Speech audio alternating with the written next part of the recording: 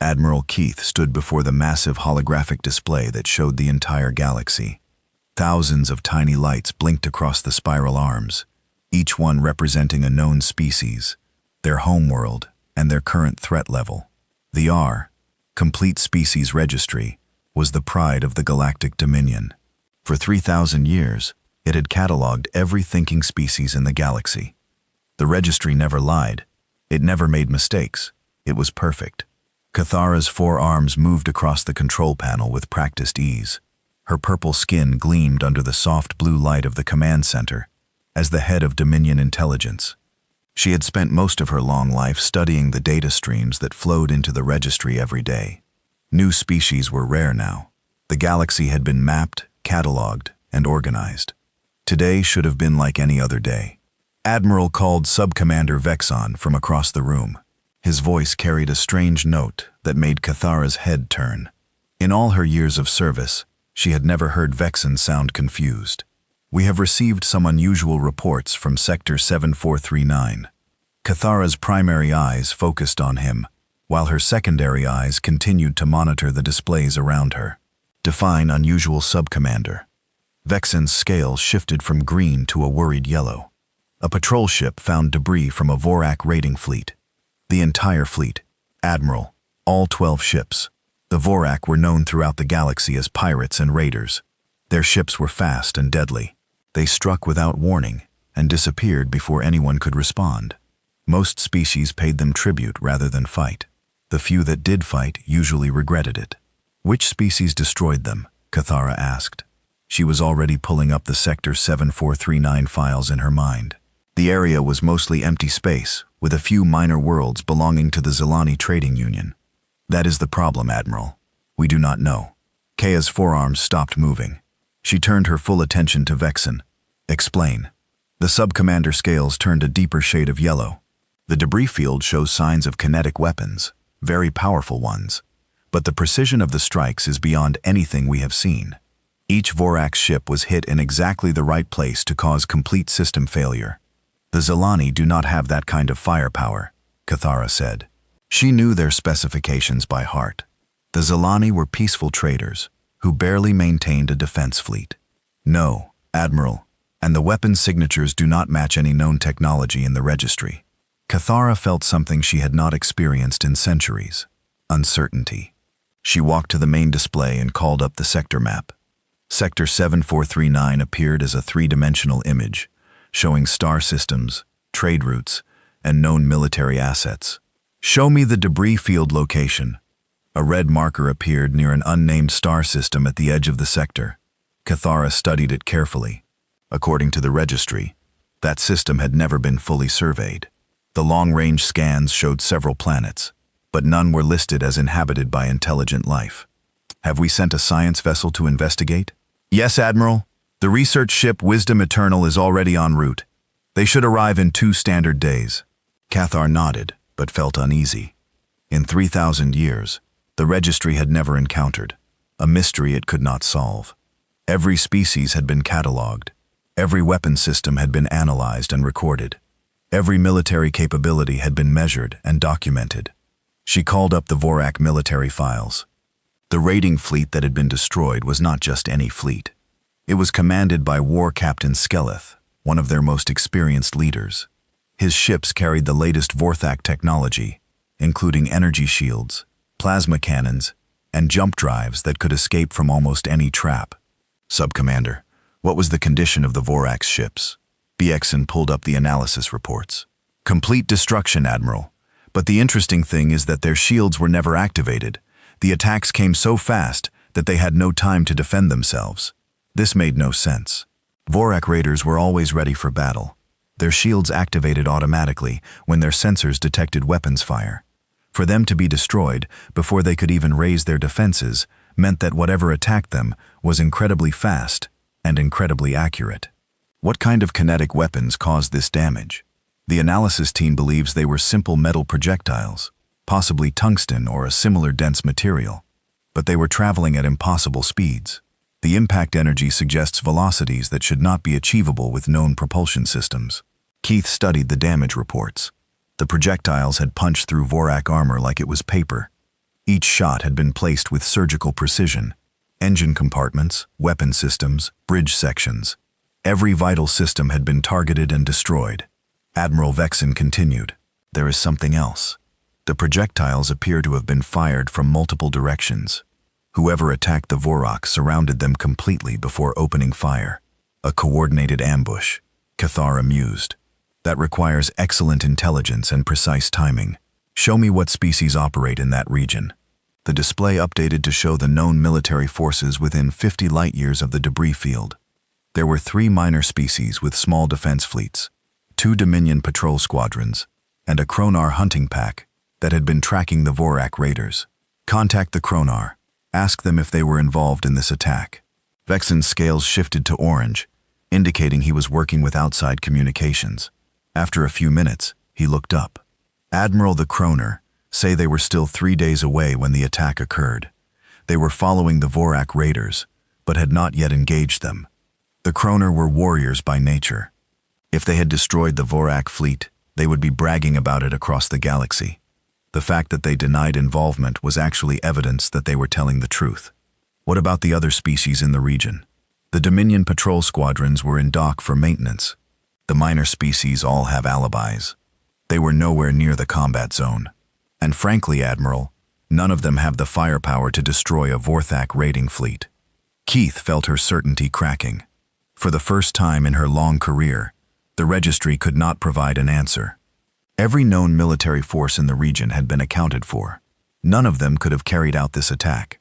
"Sub-Commander, I want you to run a complete analysis of the debris field. I want to know everything about those projectiles. Their composition, their origin, their trajectory, everything already in progress, Admiral. The preliminary results are unusual." "How unusual?" Vexen's scales shifted to a color Keith had rarely seen, deep purple indicating extreme confusion. "The projectiles show signs of having been manufactured using techniques that are both primitive and advanced at the same time. The metal composition is simple, just basic iron and tungsten alloy, but the precision of the manufacturing is beyond anything in our databases." "Primitive manufacturing with advanced precision," Cathara repeated. "That is a contradiction." "Yes, Admiral. It is as if someone took very basic materials and shaped them using technology we do not understand." Cathar called up the tactical analysis of the battle. Based on the debris patterns and impact angles, the attack had lasted less than 3 minutes. The Vorak had been hit from at least 6 different directions simultaneously. The coordination required for such an attack would challenge even Dominion military forces. Who in this sector has that level of tactical capability? According to the registry, no one, Admiral. The words hung in the air like a challenge to everything Cathara believed. The registry was absolute. It was complete. It contained the military capabilities of every known species. If the registry said no one in Sector 7439 could destroy a Vorak raiding fleet, then no one could. But the debris field said otherwise. Admiral Vexen said carefully, "What if there is a species in that region that is not in the registry?" The suggestion was almost heretical. The registry was complete. The last major addition had been made over 400 years ago, when the Dominion discovered the gas giant dwellers in the Outer Rim. Since then, only minor additions had been made, primitive species that had not yet developed spaceflight. "Impossible," Cathara said automatically. Then she paused. "Run a complete sensor sweep of that unnamed system where the debris was found. I want to know if there are any energy signatures that suggest advanced civilization. The wisdom eternal. We'll perform that scan when they arrive, Admiral. But preliminary long-range data shows very low energy output from the 3rd planet. Electromagnetic radiation consistent with early industrial development. Nothing that suggests spacefaring capability." Cathara studied the data again. An early industrial civilization could not possibly have the technology to destroy Vorak raiders. The Vorak had been traveling through space for over 2,000 years. Their military technology was proven in countless battles. "Sub-Commander, I want you to expand the search. Look for any similar attacks in neighboring sectors. If there is an unknown species involved, they may have struck before." "Already begun, Admiral.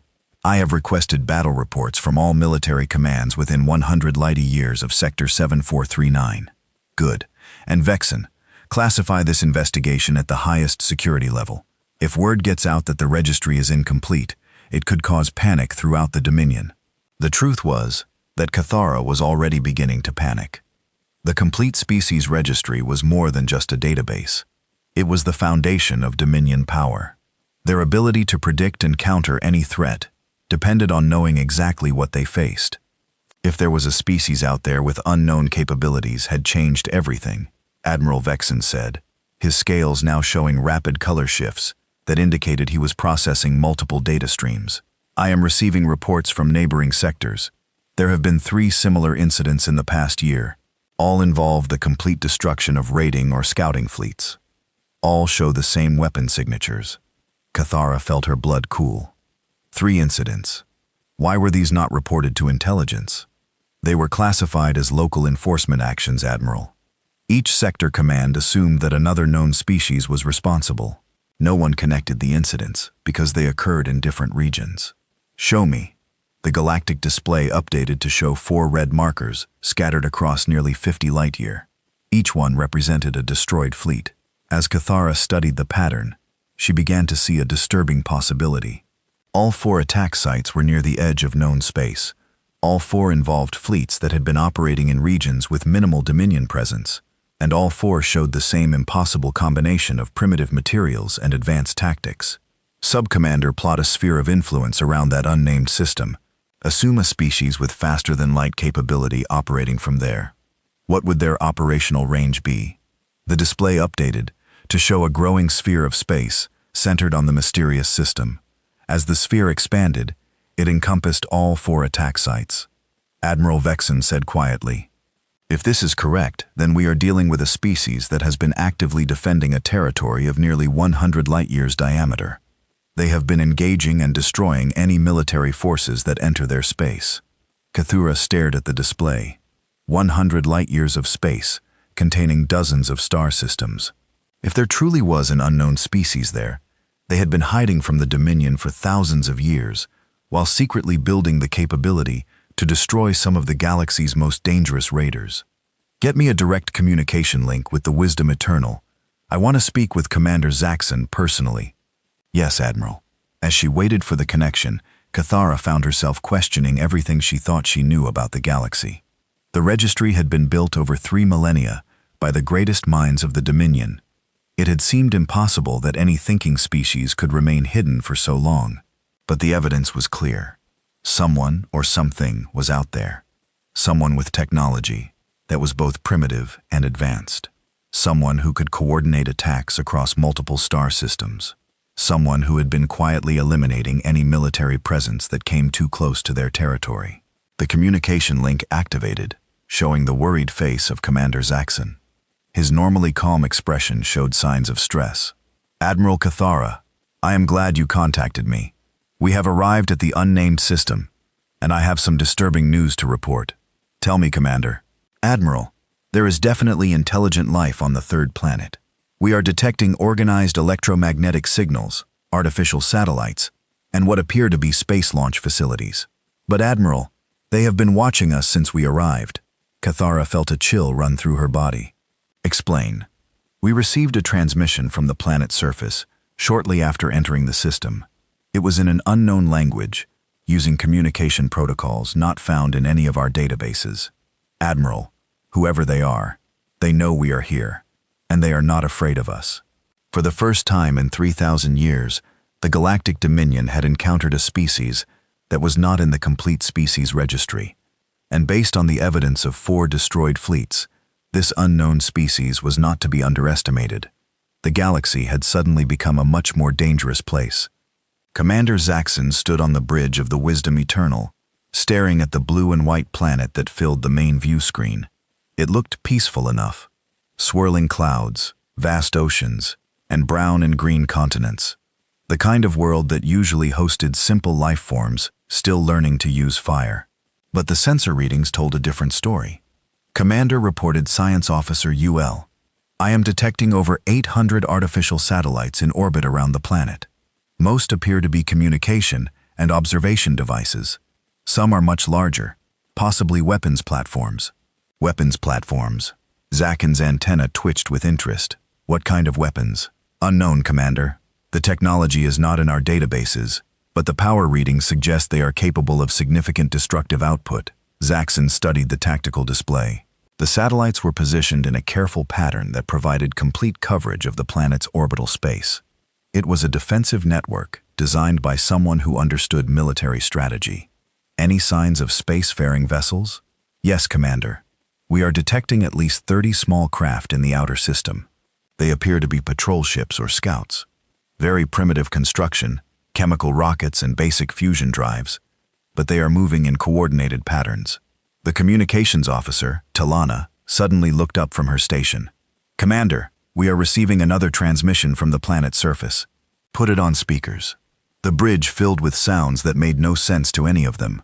The language was unlike anything in the Dominion translation database.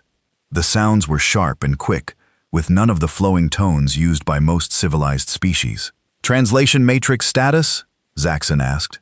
Complete failure, Commander. The linguistic patterns do not match any known language family. It is as if this species developed communication completely independently from all other known life forms. This was disturbing news. All known species shared certain basic communication patterns. Even the most alien civilizations used mathematical concepts and logical structures that the translation matrix could decode. For a species to be completely untranslatable suggested they thought in ways that were fundamentally different from everyone else in the galaxy. Are they responding to our presence? Yes, Commander. The transmissions began immediately after we entered the system, and Commander, they are coming from multiple locations on the planet's surface. This is not just one group trying to communicate. It appears to be a coordinated planetary response. Zaxxon felt his certainty beginning to crack. A coordinated planetary response meant this species had global communications and probably global government. That level of organization required advanced technology and social development. But their ships were primitive, and their energy output suggested they were barely past their industrial age. Commander called Tactical Officer Venture. The patrol ships are changing course. They appear to be moving to intercept us. How many ships? 8 vessels, Commander. Estimated arrival time at our position is 4 hours. Zaxxon considered his options. The Wisdom Eternal was a science vessel, not a warship, but it was still far more advanced than anything these primitive beings could field.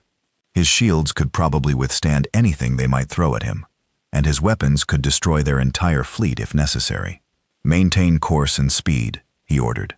Let them approach. I want to see what these mysterious ship killers actually look like. Commander, Ulick said carefully. Should I remind you that these primitive beings apparently destroyed an entire Vorak raiding fleet? Point taken.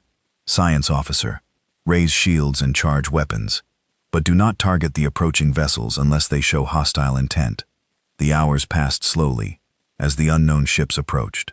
The bridge crew monitored their progress with growing fascination. The ships were indeed primitive by Dominion standards.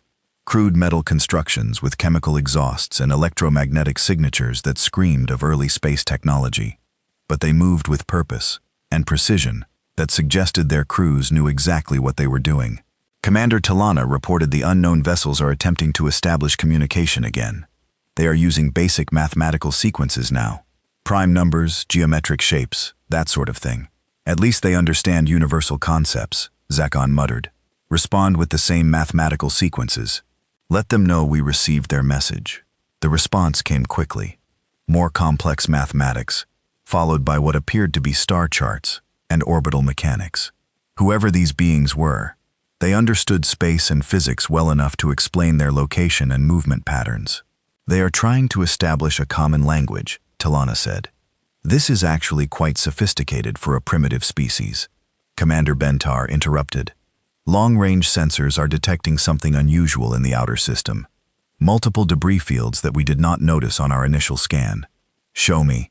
The tactical display updated to show the star system in detail. Near the edge of the system, scattered across several million cubic kilometers, were the remains of what had once been starships. Lots of starships. Analysis of the debris fields. Venture. Commander. I am reading wreckage from at least 4 different species. Vorak, Kronar, Zepyrion, and something else I cannot identify, all showing the same weapons damage patterns we observed in the Sector 7439 incident. Zaxxon felt his blood temperature drop. This was not just one mysterious attack. This system was a graveyard for multiple fleets, from some of the most dangerous species in the galaxy. How old are these debris fields? The Vorak debris is approximately 2 standard months old. The Kronar wreckage is older, perhaps 6 months. The Zephyrin debris appears to be nearly a year old. Commander, this species has been systematically destroying every military force that enters their system. What about the 4th species? The one you could not identify? Unknown, Commander. The technology is not in our databases, but based on the debris patterns, it was a significant fleet, at least 20 large vessels. Zaxxon stared at the display showing the approaching primitive ships. 8 small vessels with crude technology coming to meet a Dominion science ship that could probably destroy all of them with a single salvo. But somewhere in this system were the remains of fleets that had been confident in their own superiority. Commander Uch said quietly, "I am detecting additional ships launching from the planet's surface. It appears our arrival has triggered some kind of general mobilization. How many ships?" "Difficult to determine, Commander. They are using the planet's magnetic field and atmospheric interference to mask their signatures, but I estimate at least 50 additional vessels are now in space. 58 ships total, still laughably small compared to a proper military fleet. But the debris field suggested that numbers might not be the most important factor in the system." Commander Talana announced, "The lead ship is transmitting again. They appear to have established enough common language to send a simple message." "What does it say?" The translation is rough, but it appears to say, "Unknown ship, state your purpose. This is protected space." Protected space. That phrase sent a chill through Zaxxon's mind. These beings considered this entire star system to be their territory, and they were prepared to defend it. The debris fields proved they had been doing exactly that for some time. "Transmit a response, Talana. Tell them we are explorers, seeking peaceful contact. We mean no harm." The response came quickly. Talana frowned as she worked to decode it. "Commander, they are asking us to identify ourselves. They want to know what species we represent and why we are in their system without permission." Without permission? As if the Galactic Dominion needed permission from a primitive species to explore any system they chose. But Zaxxon remembered the debris fields and decided diplomacy was the wiser course. "Tell them we represent the Galactic Dominion. We are investigating reports of destroyed ships in this region." The silence that followed lasted for several minutes. When the response finally came, Talana's expression grew troubled. "Commander, they say they are familiar with the Galactic Dominion. They know about our expansion policies and our treatment of primitive species. They are not impressed." "They know about the Dominion?" Venta asked. "How is that possible? This system is not even in our star charts." "Commander," Ulick said, studying his sensor readings, "I am detecting something that might explain that there are several large installations on the planet's surface that appear to be communication arrays. Very sophisticated ones. If they have been monitoring galactic communications, they could know a great deal about us." The implications were staggering. This species had been watching the Dominion for who knew how long. They had observed the expansion, the conquest of primitive worlds, the forced integration of lesser species into the Dominion hierarchy, and based on their response, they had decided they wanted no part of it. Commander Talana continued, "They are asking us to leave their system immediately. They say that any military vessels that enter their space without invitation will be treated as hostile. Do they understand that we are a science vessel, not a military ship?" I explained that, Commander. Their response was that the Dominion makes no distinction between scientific exploration and military conquest. They have apparently studied our history quite thoroughly. Zaxxon found himself in an impossible situation. His orders were to investigate the destroyed fleets and identify the responsible party, but he was now face to face with beings who clearly were responsible, and they were politely but firmly telling him to leave. "Commander," Venta said urgently, "the approaching ships are changing formation. They appear to be taking up attack positions around us." "Attack positions? Are you certain?" "Yes, Commander. They are using a classic encirclement pattern, not as sophisticated as Dominion tactics, but effective against a single vessel." The primitive ships were surrounding the Wisdom Eternal. 8 crude vessels against a Dominion science ship. Under normal circumstances, it would be laughable, but nothing about this situation was normal. "Weapon status of the approaching vessels. Unknown, Commander." I am not detecting standard energy weapons or missile systems, but there are some kind of launching tubes or railguns mounted on each ship. Railguns. Kinetic weapons that used electromagnetic force to accelerate metal projectiles to incredible speeds. Simple technology, but potentially devastating if used correctly. And if these were the same weapons that had destroyed the Vorak raiders, they were far from primitive. Commander Talana said they are transmitting again. They say this is their final warning. We have 60 seconds to begin leaving their system, or they will interpret our presence as an act of aggression. Zaxxon looked around his bridge. His crew was well trained and his ship was advanced, but he was beginning to understand that he was not dealing with typical primitives. These beings had destroyed multiple fleets, from species that were far more advanced than they appeared to be. Talana, transmit a message. Tell them we will comply with their request. But first we would like to establish formal diplomatic contact. The Dominion wishes to learn about their civilization. The response was immediate and blunt. They say the Dominion's idea of diplomacy is conquest or vassalage. They have no interest in either. They want us to leave now. 30 seconds remaining. Commander Ventura reported. The unknown ships are powering up their weapon systems. Zaxxon made his decision. Helm, set course for the edge of the system. Minimum safe speed. Commander, his navigator asked. Are we retreating from 8 primitive ships? Navigator, Zaxxon said quietly. Look at your long-range sensors. Look at all those debris fields. Those are the remains of fleets that probably asked the same question you just asked. As the Wisdom Eternal began to withdraw, Zaxxon opened a secure channel to Dominion intelligence. Admiral Cathara needed to know what he had discovered. Admiral, this is Commander Zaxxon reporting from the unknown system. Report, Commander. Admiral, we have made contact with the unknown species. They call this system their territory, and they have been systematically destroying any military vessels that enter it. The debris fields here represent fleets from at least 4 different species, all destroyed over the past year. What is their technological level? That is the problem, Admiral. Their ships appear primitive, but they demonstrate tactical knowledge that suggests they understand modern space warfare. They know about the Dominion, our policies, and our military capabilities. And Admiral, they are not afraid of us.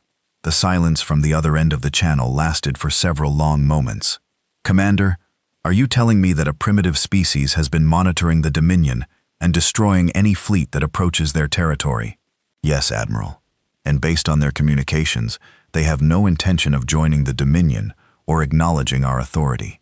They consider themselves to be an independent civilization. Impossible, Admiral. With respect, the evidence suggests otherwise. These beings have been preparing for contact with galactic civilization for some time. They are organized, well-informed, and apparently quite capable of defending themselves. Another long silence. Commander, return to base immediately. I want a full report on everything you observed. And, Commander, classify this encounter at the highest security level. Understood, Admiral. As the Wisdom Eternal reached the edge of the system, Zaxxon took one last look at the blue and white planet. Somewhere down there was a species that had looked up at the stars and decided that when contact came, they would meet it on their own terms.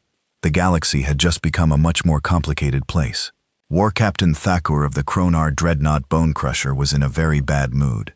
His hunting pack had been tracking Vorak raiders for 3 months, looking forward to the battle that would prove Kronar's superiority once again. Instead, he had found debris fields and mystery. The Kronar lived for war. Their entire society was built around the concept of honorable combat. Finding out that someone else had claimed his prey was insulting. Finding out that the someone was completely unknown was intolerable. War Captain reported his weapons officer. We have arrived at the target system. Sensors confirm the presence of the Dominion science vessel Wisdom Eternal and the unknown species. Multiple contacts were Captain. At least 60 small vessels in various orbital positions around the third planet. They appear to be maintaining a defensive formation. Taku studied the tactical display. 60 small ships against his dreadnought. The Bone Crusher was 3 kilometers of living metal, grown from Kronar war coral, and armed with weapons that could crack moons. These primitive vessels would be destroyed in minutes. But somewhere in this system were the remains of his hunting pack brothers, who had been killed by these same primitives. War Captain, his sensor officer called. We are receiving a transmission from one of the unknown vessels. Put it through. The voice that came through the speakers was calm and controlled, speaking in fluent Kronar trade language. Kronar vessel, this is Captain Sarah Chen, of the Earth Defense Force ship. Defiant. You are entering human space without authorization. State your business here. Human space. Takur's forearms clenched with rage. These humans claimed ownership of an entire star system as if they were equals to the great powers of the galaxy. I am War Captain Takur of the Kronar Imperium, he replied. I have come to avenge my hunting pack brothers who were murdered in this system. Surrender those responsible for their deaths. War Captain, your brothers attacked our patrol ships without provocation. They were destroyed in legitimate self-defense. We suggest you withdraw before you join them. The insolence was beyond belief. A primitive species was threatening a Kronar dreadnought. Takur's crew began the ritual war chanting that preceded battle. The sound echoed through the ship's living corridors like thunder. War Captain, his communications officer reported. The Dominion vessel is transmitting on an emergency frequency. They are requesting that we avoid hostile action until they can establish formal diplomatic contact. Diplomacy is for the weak, Takur growled. These humans killed Kronar warriors. Honor demands blood for blood. On the main screen, the small human ships began moving into new positions. To Takur's trained eye, their formation looked almost random. They were spreading out across too wide an area to provide mutual support, and several ships were moving toward the asteroid belt instead of taking defensive positions. War Captain, his tactical officer reported. The human ships are not maintaining proper battle formation. They appear to be retreating or attempting to scatter. Fear, Takur said with satisfaction. They know they cannot stand against Kronar might. Target the largest human vessel and prepare to fire. War Captain, they are transmitting again. The human captain's voice filled the bridge once more. War Captain Thakur, this is your final warning. Withdraw from this system immediately. We do not wish to add Kronar debris to the collection we already have, but we will defend ourselves if necessary. The arrogance was stunning. Thakur had fought across half the galaxy. The Bone Crusher had destroyed fleets 10 times larger than these pathetic human ships. No primitive species had ever spoken to him with such disrespect. All weapons, target the human command ship, fire when ready. The Bone Crusher's main weapons charged with a sound like distant thunder. Bioplasma cannons that drew power from the ship's living heart, prepared to unleash destruction that had shattered worlds. Firing in 10 seconds, War Captain. War Captain, his sensor officer called urgently. The human ships are launching projectiles, multiple launches from at least 20 vessels. On the tactical display, dozens of small objects were accelerating toward the Bone Crusher. They appeared to be simple kinetic projectiles, metal rods accelerated by electromagnetic launchers, primitive weapons that would barely scratch his dreadnoughts' living armor. Ignore them, Thakur ordered. Fire main weapons.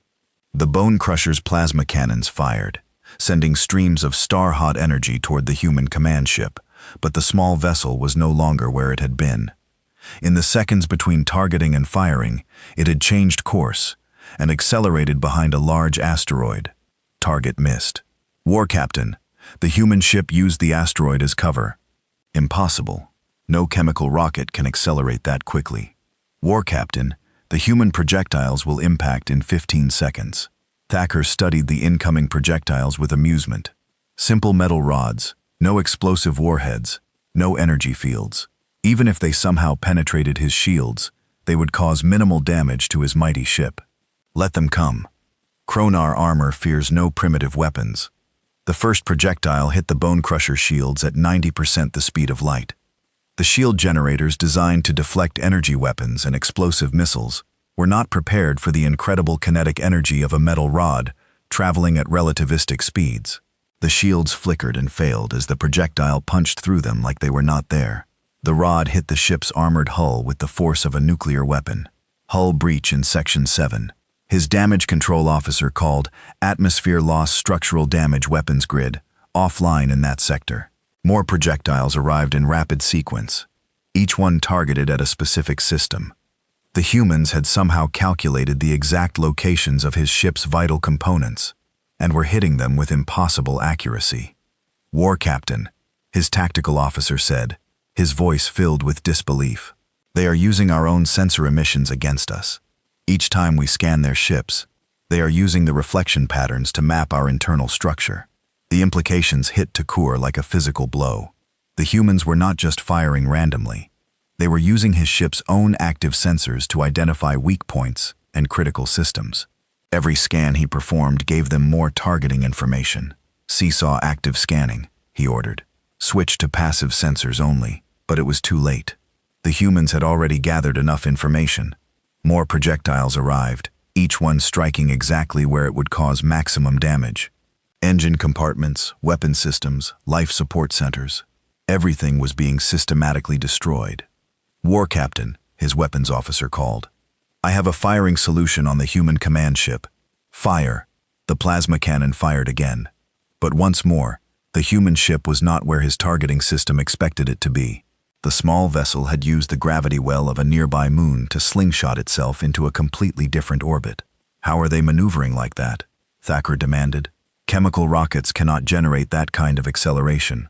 "War Captain," his sensor officer said, studying his displays. "They are not using raw acceleration. They are using gravitational assists, atmospheric braking, and controlled explosions to change direction. They are flying through our weapons fire like it was an obstacle course." Another wave of projectiles arrived. This time, they targeted the Bone Crusher's weapon systems directly.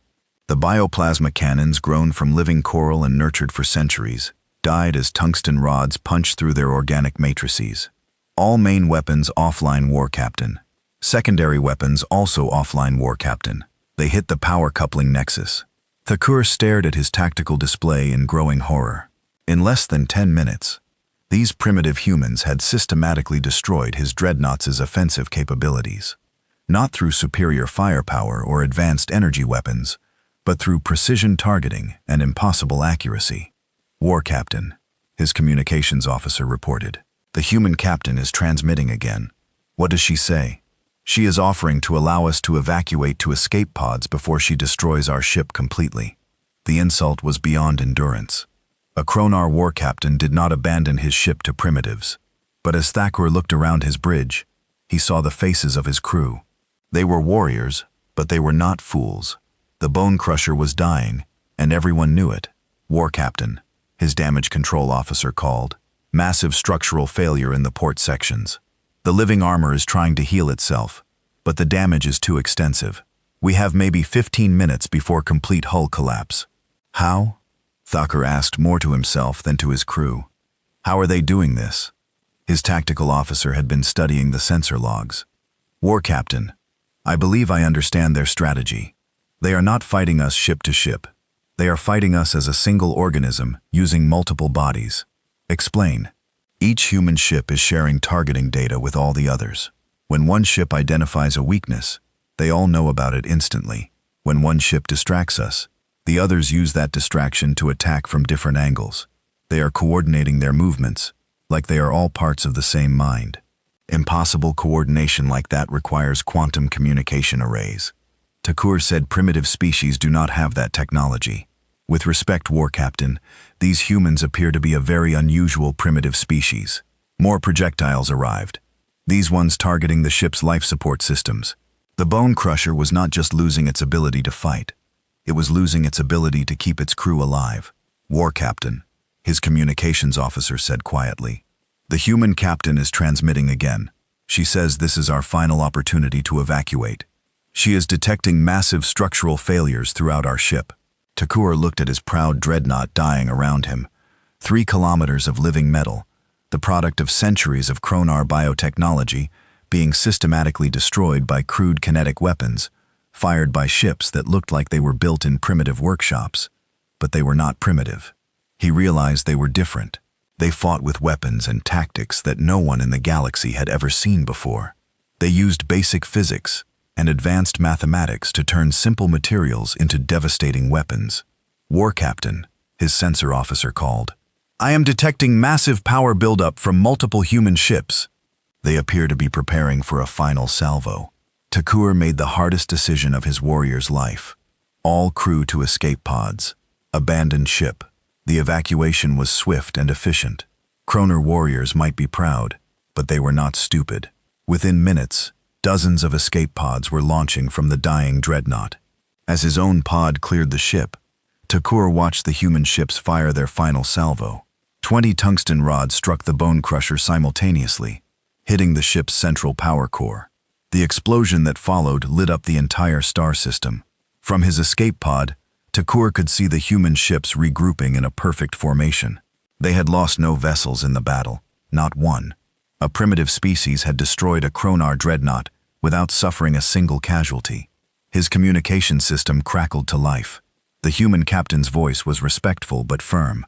War Captain Takur, your escape pods will be allowed to leave this system safely. We will transmit the location of the nearest Kronar outpost. We suggest you report to your superiors that humans consider this system to be our sovereign territory. Any future military incursions will be met with appropriate force. Takur found his voice. Human captain, I must know. How did you defeat a Kronar dreadnought with such primitive ships? The response came immediately. War captain, our ships may look primitive to you, but they were designed specifically to fight enemies with superior technology. We studied your tactics, your weapons, and your ship designs for years before this battle. We knew exactly how you would attack, and we prepared accordingly. You studied us. How? War captain, humans have been monitoring galactic communications for decades. We know about the Kronar Imperium, the Dominion, the Vorak Raiders, and dozens of other species. We have been preparing for the day when the galaxy would notice us. The implications were staggering. These humans had been watching galactic civilization for years, learning about every species, every weapon system, every tactical doctrine. They had turned their primitive status into an advantage by becoming the one species that understood everyone else while remaining unknown themselves. Human captain, Takur said with something approaching respect. What are your people called? We call ourselves Human War Captain, and we call this planet Earth. Remember both names. You will be hearing them again.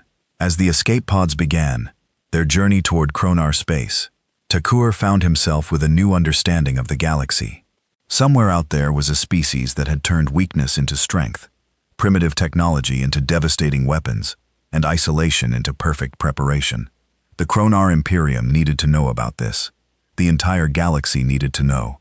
The humans were no longer hidden. They had announced themselves in the most dramatic way possible by proving that they could not be conquered by anyone who tried. Takur began composing his report to the Kronar High Command. It would be a difficult message to send. No Kronar war captain had ever lost his ship to primitives before. But these humans, he was beginning to understand, were not primitive at all. They were something entirely new, something the galaxy had never seen before, something dangerous. Admiral Cathara arrived in the human system with a full investigation fleet, 12 ships, including 2 heavy cruisers and a mobile research station. She had come seeking answers, and this time she was prepared for anything these mysterious humans might throw at her. What she found was far worse than she had imagined. Admiral, reported Captain Villix from the research vessel. Deep knowledge. We have completed our analysis of all debris fields in the system. The situation is more serious than our initial reports indicated. Cathara studied the holographic display showing the star system. Red markers indicated debris fields scattered throughout the outer system. There were dozens of them. How many destroyed fleets are we looking at, Captain? At least 12 separate incidents. Admiral, we can identify wreckage from Vorak raiders, Kronar hunting packs, Zirian scout fleets, Mandari pirates, Tholian exploration vessels, and several others. Some of the debris is over 2 years old. 2 years. These humans had been systematically destroying every military force that entered their system for at least 2 years. The Dominion had been completely unaware of the slaughter happening on their borders. What about survivors? We have recovered 37 escape pods from various species, Admiral. Most of the occupants are still alive. The humans apparently allow survivors to leave the system unharmed. At least the humans showed mercy to defeated enemies. That was something. But it also meant there were dozens of witnesses to human military capabilities scattered across the galaxy. How had none of them reported this? Admiral called Intelligence Officer Mektar. I have been analyzing the survivor testimonies. There is a disturbing pattern to these attacks. Show me. The holographic display updated to show tactical recreations of several battles. As Keith-Ara watched, she began to see what Mektar meant by a pattern. Admiral observed the Vorak attack from 18 months ago. The humans used hit-and-run tactics, striking from multiple directions and disappearing before the Vorak could respond. They turned the raiders' own preferred strategy against them. The display showed small human ships darting in and out of asteroid fields, firing kinetic projectiles with impossible accuracy before vanishing into the darkness. The Vorak, masters of surprise attacks, had been beaten at their own game. Now observe the Kronar battle from last month, Mir continued. The humans allowed the dreadnought to close to optimal firing range, then used precision strikes to systematically disable specific systems. They fought the Kronar exactly the way the Kronar prefer to fight, direct confrontation with superior tactics. The recreation showed the Bone Crusher being methodically destroyed by what appeared to be primitive weapons. But the targeting was so precise, the coordination so perfect, that it looked more like a surgical operation than a battle. The Zephyrian encounter is perhaps the most disturbing. Mektar said the humans somehow managed to turn the Zephyrians' technological superiority against them. They used electromagnetic pulse weapons to disable the Zephyrian shield generators, then destroyed the helpless ships with kinetic projectiles. Keith-Ara felt a chill run through her body. Are you telling me that these humans study their enemies, and then use customized tactics against each species? That appears to be exactly what they are doing, Admiral. Each battle shows clear evidence that the humans understood their enemies' strengths and weaknesses before the fighting began. They are not just defending their system. They are conducting tactical experiments. Experiments? Yes, Admiral. Each battle teaches them more about galactic military capabilities. They are using every encounter to learn about our weapons, our strategies, and our weaknesses. The implications were terrifying. These humans were not just defending themselves. They were preparing for something bigger. They were studying the galaxy's military forces by destroying them, one fleet at a time. Admiral reported Communications Officer Yel Anna. We are receiving a transmission from the planet's surface. They are requesting permission to communicate. Put it through. The voice that came through the speakers was calm and professional, speaking perfect Dominion standard. Admiral Keith-Ara, this is Dr. Elena Vasquez of the Earth Diplomatic Corps. On behalf of humanity, I welcome you to the Sol System, the Sol System. So they had a name for their star, and they had been expecting her. Dr. Vasquez, I am here to investigate the destruction of multiple fleets in this system. Are you prepared to discuss these incidents? Of course, Admiral. I believe there have been some misunderstandings about our defensive actions. Would you be willing to meet face-to-face? We have prepared a diplomatic facility on our orbital station. Kea considered the offer. Meeting with aliens on their own territory was always risky, but she needed answers, and the humans had shown they allowed survivors to leave safely. I will send a shuttle with a small diplomatic team. Thank you, Admiral. We look forward to finally meeting representatives of the Galactic Dominion in person. 2 hours later, Admiral Keith-Ara found herself aboard a human space station that was far more advanced than she had expected. The technology was still clearly primitive by Dominion standards, but it showed a level of engineering sophistication that did not match the crude ships they had observed. Dr. Elena Vasquez was waiting in what appeared to be a carefully designed meeting room. She was a human female, shorter than most Dominion species, but carrying herself with quiet confidence. Her appearance was unremarkable except for her eyes, which seemed to miss nothing. Admiral Keith-Ara, she said, using what Keith-Ara assumed was a human greeting gesture. Thank you for accepting our invitation. I hope we can clear up any confusion about recent events, Dr. Vasquez. 12 fleets have been destroyed in this system over the past 2 years. That goes beyond defensive action. I understand your concern, Admiral, but from our perspective, we have been defending our home against repeated unprovoked attacks. Every fleet that entered our system did so without permission and showed hostile intent when asked to leave. Hostile intent? Yes, Admiral. The Vorak immediately began scanning our defenses and planning attack vectors. The Kronar demanded we surrender our planet to their empire. The Zephyrians tried to establish a forward observation post in our outer system without consultation. We asked all of them to leave peacefully. They refused. Cathar studied the human woman carefully. She seemed sincere, but there were too many questions.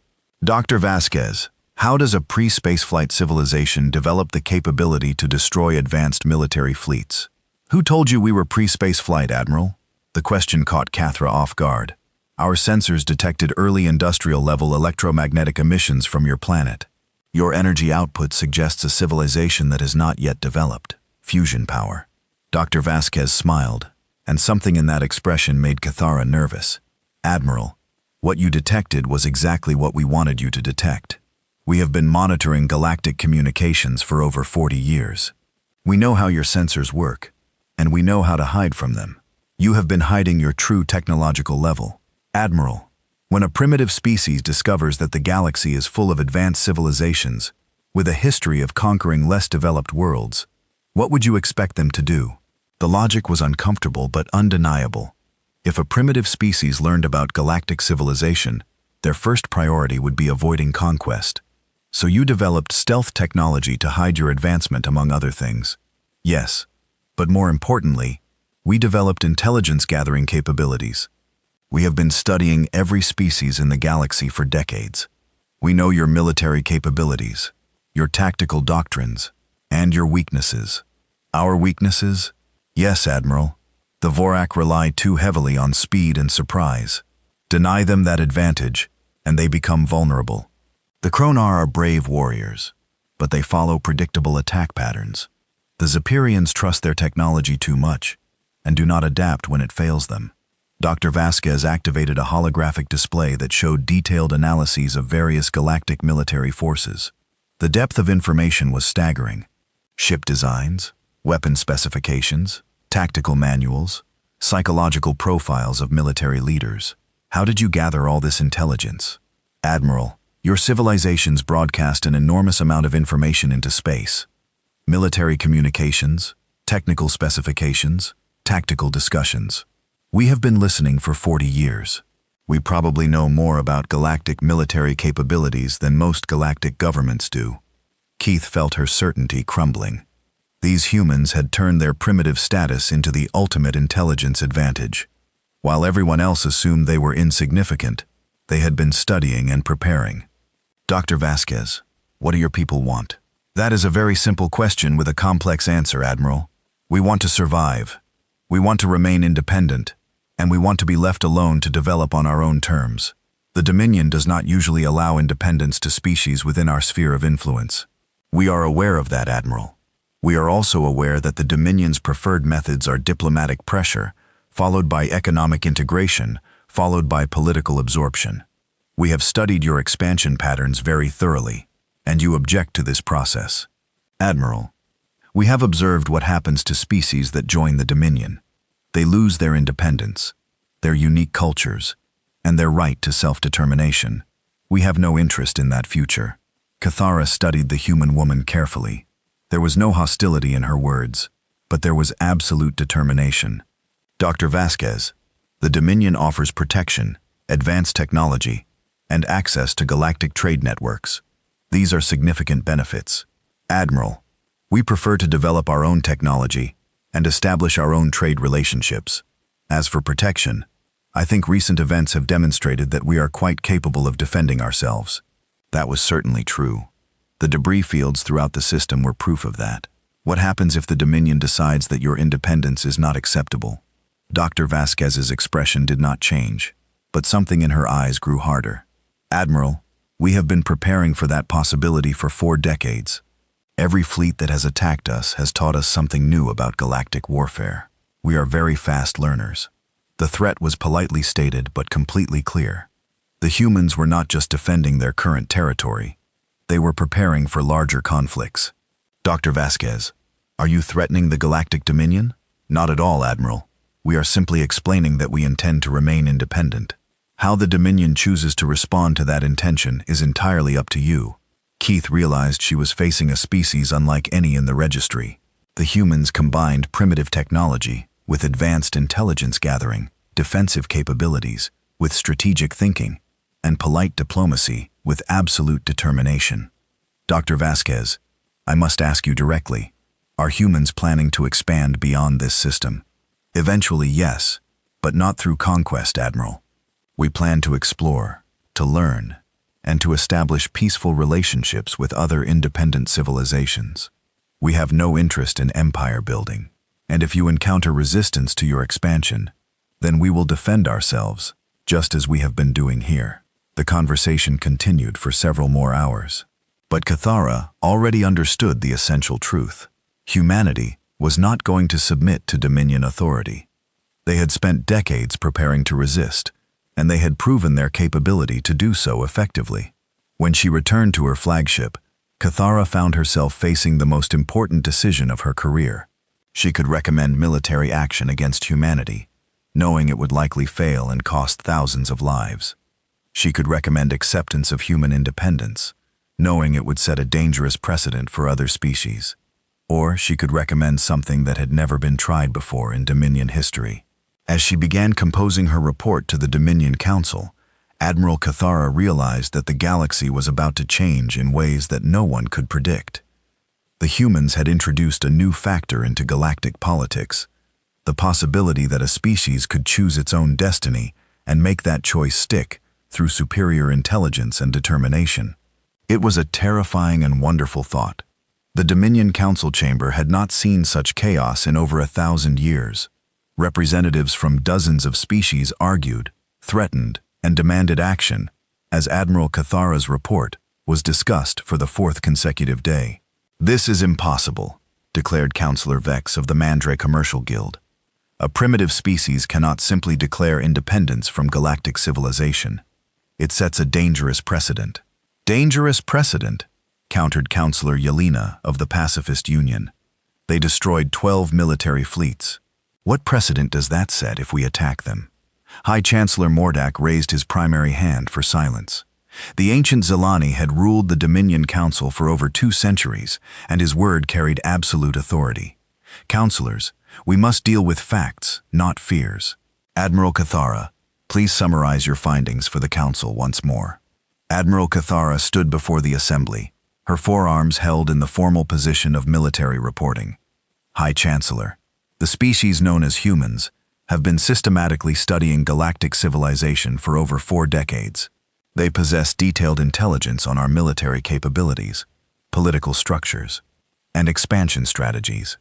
They have used this knowledge to develop highly effective defensive capabilities that have destroyed fleets from 6 different species," added Councillor Jector of the Kronar Imperium. His scarred face showed the rage that all Kronar felt when discussing their defeat. "This cannot be tolerated." "Councillor Chekdar," Cathara replied calmly. "Your war captain confirmed that the humans offered multiple opportunities for peaceful withdrawal. The Bone Crusher was destroyed only after it opened fire first. War Captain Thakur was defending Kronar. Honor. War Captain Thakur was the aggressor in that encounter. The humans were defending their sovereign territory. Sovereign territory." Councillor Vexoth's voice rose to a near shout. "They are a single-planet species. They have no right to claim sovereignty." High Chancellor Mack gestured for silence again. "Admiral, in your professional assessment, what level of threat do these humans represent to Dominion security?" Kether had been dreading this question. Her answer would determine the fate of an entire species. "High Chancellor, that depends entirely on how the Dominion chooses to interact with them. Explain. If we attempt military action against humanity, they will resist effectively. They have proven their capability to destroy superior forces through advanced intelligence and superior tactics. A military campaign against them would be costly and might fail entirely." The chamber erupted in angry voices. The idea that the mighty Dominion could fail against a single planet species was almost heretical. However, Cathara continued raising her voice above the chaos. "If we choose to accept their independence and establish normal diplomatic relations, they represent no threat to anyone. Their stated goals are exploration and peaceful contact with other civilizations. You believe we should simply allow them to thumb their nose at Dominion authority?" demanded Councillor Vexoth. "Councillor, I believe we should recognize reality. These humans are not going to submit to Dominion rule. They have spent 4 decades preparing to resist us. We can either accept their independence gracefully, or we can fight a war that we might not win. Might not win." Councillor Jakdar's voice was filled with disbelief. "The Dominion has never lost a war. The Dominion has never faced an enemy like this before, Kier replied. These humans do not fight like anyone else. They study their enemies, identify weaknesses, and exploit them with precision that borders on the supernatural. Every battle teaches them more about our capabilities, while revealing nothing about theirs. Admiral High Chancellor Morak said quietly, "What is your recommendation?" This was the moment Cathara had been preparing for since her return from human space. She had spent weeks analyzing the situation from every possible angle. There was only one logical conclusion. High Chancellor, I recommend that the Dominion offer humanity full recognition as an independent civilization. I recommend that we establish formal diplomatic relations and propose a mutual non-aggression pact. The silence that followed was complete. In 3,000 years of Dominion expansion, no species had ever been offered independence without first being conquered. You recommend rewarding their defiance, Counselor Vexeth said coldly. I recommend acknowledging their capability, Cathara replied. Counselors, these humans have already proven they can defend themselves against our most advanced military forces. They have done so without suffering a single casualty in any engagement. They are not going to be conquered by traditional methods. What about orbital bombardment? Suggested Counselor. We could destroy their planet from space. Counselor, they have been monitoring our communications for 40 years. They know about orbital bombardment. They know about planet killers. They know about every weapon system in the Dominion arsenal. If they chose to reveal their location and challenge us openly, it means they believe they can defend against anything we might use. Impossible. Is it, Counselor? They destroyed a Kronar dreadnought using primitive kinetic weapons. They have already demonstrated that they can achieve impossible results through superior intelligence and tactics. High Chancellor Morak leaned forward in his chair. Admiral, do you believe these humans pose a long-term threat to Dominion interests? Cathar chose her words carefully. High Chancellor, I believe they will become exactly what we force them to become. If we treat them as enemies, they will become enemies. If we treat them as equals, they may become valuable allies. Allies? Counselor Vexoth looked scandalized. A primitive species as allies to the Galactic Dominion. Counselor, a species that can gather detailed intelligence on galactic civilization without being detected, develop effective counter-strategies against superior forces, and coordinate complex military operations with primitive technology is not truly primitive. They are different. Different how they adapt, Counselor. They learn faster than any species I've ever encountered. They turn disadvantages into advantages, and weaknesses into strengths. That kind of capability could be very useful to the Dominion if properly channeled. High Chancellor Mordak was quiet for a long moment. Considering when he finally spoke, his words carried the weight of centuries of leadership. Counselors, we face a unique situation. For the first time in Dominion history, we have encountered a species that can successfully resist our expansion, while offering no threat to our existing territory. Admiral Cathar's analysis suggests that military action would be costly and uncertain, while diplomatic recognition would eliminate the problem entirely. High Chancellor Counselor Jaktar protested, "If we allow one species to defy Dominion authority, others will follow their example. Counselor, if we attack one species and fail to conquer them, that will also inspire others to resist. The question is whether we prefer to be seen as reasonable rulers who respect capability, or as failed conquerors who cannot subdue a single planet." The logic was undeniable. The Dominion's power rested on the perception that resistance was futile. If they attacked humanity and failed, that perception would be shattered. If they recognized humanity's independence, they could claim to be magnanimous rulers who rewarded exceptional capability. "I call for a formal vote," High Chancellor Mordekak announced. All in favor of offering diplomatic recognition to the human species. The vote was closer than Admiral Cathara had expected, but the motion passed. The Galactic Dominion would officially recognize humanity as an independent civilization for the first time in its history. 3 days later, Admiral Cathara found herself back in the Sol system, this time carrying a formal diplomatic proposal instead of military threats. "Dr. Vasquez," she said, as they met again on the human orbital station, "the Dominion Council has voted to offer your species full recognition as an independent civilization. We propose to establish formal diplomatic relations and negotiate a mutual non-aggression pact. The human diplomat studied the proposal carefully before responding. Admiral, we appreciate the Dominion's offer. However, humanity has reached a consensus on this matter. We respectfully decline. You decline diplomatic recognition. We decline to enter into any formal agreements with the Dominion. We prefer to maintain our independence completely. Admiral Cathara felt a familiar chill. Dr. Vasquez, you do understand that this offer represents an unprecedented gesture of respect from the Dominion. We understand that, Admiral. We also understand that formal diplomatic relations with the Dominion have a tendency to evolve into political integration over time. We have studied your history very carefully. What do you want from us? Nothing, Admiral. We want to be left alone to develop our own civilization in our own way. We will defend ourselves if attacked, and we will establish peaceful relations with any species that approaches us with respect. But we will not submit to anyone's authority except our own. Admiral Cathara realized she was witnessing something that had never happened before in galactic history. A species was choosing complete independence over the protection and benefits of joining galactic civilization. Dr. Vasquez, what happens now? Now we continue preparing for the future, Admiral. We have learned much about galactic civilization, but we still have much to learn. We will continue to explore, to study, and to defend ourselves as necessary. You plan to expand beyond this system. Eventually, yes, but not through conquest or colonization.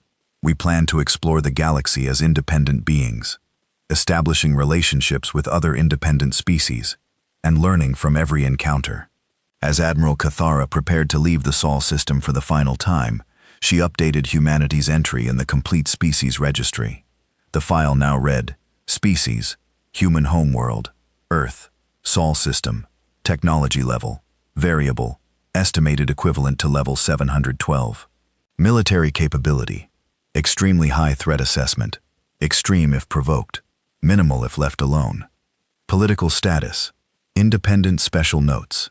First species to achieve military victory against Dominion-level forces using inferior technology. Demonstrates unprecedented intelligence gathering and tactical adaptation capabilities. Recommend extreme caution. Do not underestimate. But as she transmitted the updated file, Admiral Cathara knew that the real changes were just beginning. Word of humanity's successful resistance would spread throughout the galaxy. Other species would begin to question whether Dominion membership was truly inevitable. In the outer regions of Dominion space, long-suppressed independence movements would hear about the small blue planet that had faced down the galaxy's greatest empire and chosen to remain free. Some would try to follow humanity's example. Most would fail. They lacked humanity's unique combination of intelligence, preparation, and adaptability, but some might succeed. On Earth, Captain Sarah Chen stood in the command center of the Global Defense Initiative, watching as the last Dominion ships departed the Sol system. Around her, technicians and analysts continued their work, monitoring galactic communications and studying potential threats. Captain reported her intelligence officer. We're receiving increased chatter from several systems in the Outer Rim. It appears word of our encounters is spreading. Any direct threats? Not yet, Captain, but several species are expressing interest in establishing contact. Some appear to be independence movements seeking advice or support. Captain Chen studied the galactic map displayed on the main screen. Dozens of species scattered across hundreds of light years, all looking to the small blue planet that had somehow achieved the impossible.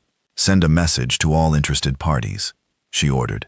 Humanity is willing to share information about defensive strategies and resistance tactics with any species seeking to maintain their independence.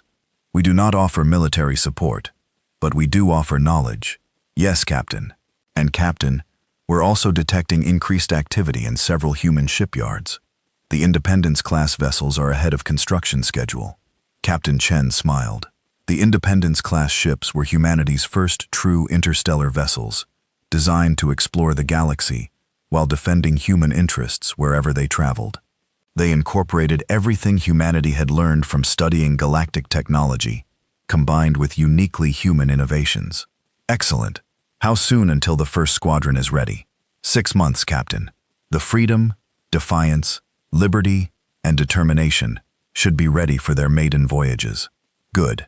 It's time humanity stopped hiding and started exploring. The galaxy is about to discover that we're much more than just good at defense. Admiral Cathara was right about one thing. The galaxy was about to change in ways no one could predict. Humanity had introduced a new concept into galactic civilization. The idea that any species, no matter how small or apparently primitive, could choose its own destiny and make that choice stick through intelligence, determination, and superior strategy. It was a concept that would reshape the galaxy for generations to come. And it all started with a species that looked up at the stars and decided that when contact finally came, they would meet it on their own terms. The humans had kept that promise. Now they were ready to keep exploring, learning, and defending their independence against anyone who challenged it. The galaxy would never be the same. We understand that, Admiral. We also understand that formal diplomatic relations with the Dominion have a tendency to evolve into political integration over time. We have studied your history very carefully. What do you want from us? Nothing, Admiral. We want to be left alone to develop our own civilization in our own way. We will defend ourselves if attacked, and we will establish peaceful relations with any species that approaches us with respect. But we will not submit to anyone's authority except our own. Admiral Cathara realized she was witnessing something that had never happened before in galactic history. A species was choosing complete independence over the protection and benefits of joining galactic civilization. Dr. Vasquez, what happens now? Now we continue preparing for the future, Admiral. We have learned much about galactic civilization, but we still have much to learn. We will continue to explore, to study, and to defend ourselves as necessary. You plan to expand beyond this system? Eventually, yes, but not through conquest or colonization.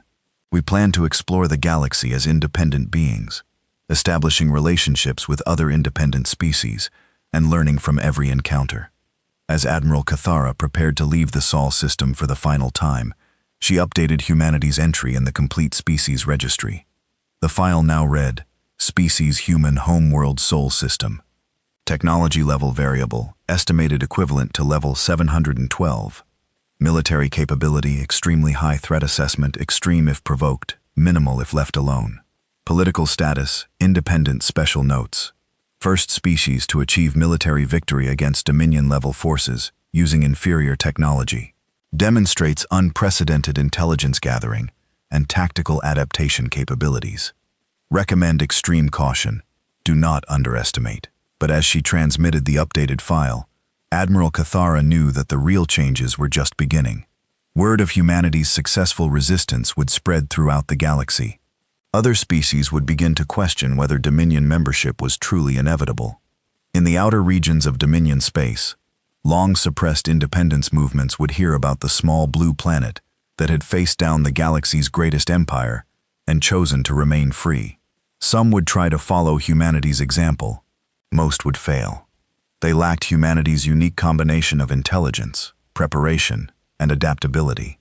But some might succeed. On Earth, Captain Sarah Chen stood in the command center of the Global Defense Initiative, watching as the last Dominion ships departed the Sol system. Around her, technicians and analysts continued their work monitoring galactic communications and studying potential threats. Captain, reported her intelligence officer, we're receiving increased chatter from several systems in the Outer Rim. It appears word of our encounters is spreading. Any direct threats? Not yet, Captain. But several species are expressing interest in establishing contact. Some appear to be independence movements, seeking advice or support. Captain Chen studied the galactic map displayed on the main screen. Dozens of species scattered across hundreds of light years, all looking to the small blue planet that had somehow achieved the impossible. Send a message to all interested parties, she ordered. Humanity is willing to share information about defensive strategies and resistance tactics with any species seeking to maintain their independence. We do not offer military support, but we do offer knowledge. Yes, Captain and Captain. We're also detecting increased activity in several human shipyards. The Independence-class vessels are ahead of construction schedule. Captain Chen smiled. The Independence-class ships were humanity's first true interstellar vessels, designed to explore the galaxy while defending human interests wherever they traveled. They incorporated everything humanity had learned from studying galactic technology, combined with uniquely human innovations. Excellent. How soon until the first squadron is ready? 6 months, Captain. The freedom, defiance, liberty, and determination should be ready for their maiden voyages. Good. It's time humanity stopped hiding and started exploring. The galaxy is about to discover that we're much more than just good at defense. Admiral Cathara was right about one thing. The galaxy was about to change in ways no one could predict. Humanity had introduced a new concept into galactic civilization. The idea that any species, no matter how small or apparently primitive, could choose its own destiny and make that choice stick through intelligence, determination, and superior strategy. It was a concept that would reshape the galaxy for generations to come. And it all started with a species that looked up at the stars and decided that when contact finally came, they would meet it on their own terms. The humans had kept that promise. Now they were ready to keep exploring, learning, and defending their independence against anyone who challenged it. The galaxy would never be the same.